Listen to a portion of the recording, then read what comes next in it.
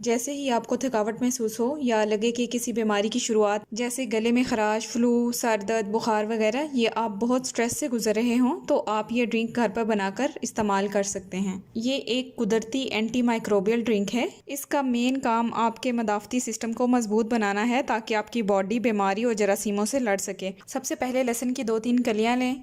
बेहतरीन नताइज के लिए लहसुन को बारीक काटें या पीस लें। इससे एलिसन ज़्यादा बेहतर तरीके से खारिज होता है, जो हमारी मतलूबा एंटीबायोटिक कंपाउंड है। इसके बाद 1 इंच का ताज़ा अदरक लें। आप इसे कद्दूकश कर सकते हैं या बारीक काट सकते हैं, जैसे आपको इजी लगे। अदरक सोजिश को कम करने और खून की रवानी को बेहतर बनाने के लिए बेहतरीन है, जो आपके जिस्म को इन्फेक्शन के खिलाफ लड़ने में मदद देता है। इसके बाद 1 लीमू लें और इसका रस निचोड़ लें। ताज़ा लीमू का रस विटामिन सी से भरपूर होता है, जो मदाफ़ती निज़ाम के लिए बहुत ज़रूरी है। इसके बाद 1 चम्मच हल्दी पाउडर डालें। अगर आपके पास ताज़ा हल्दी हो तो वो भी बेहतरीन है, इसे कद्दूकश करके डाल सकते हैं।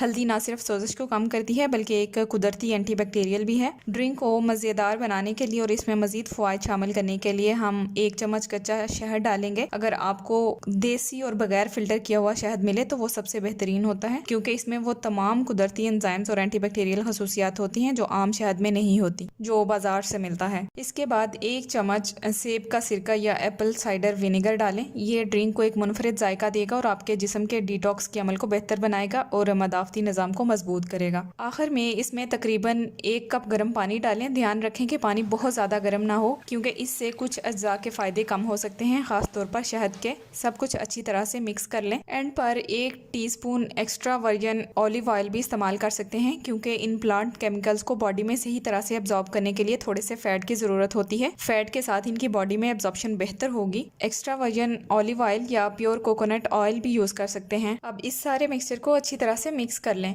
अब ये हमारा कुदरती एंटीबायोटिक ड्रिंक बन चुका है।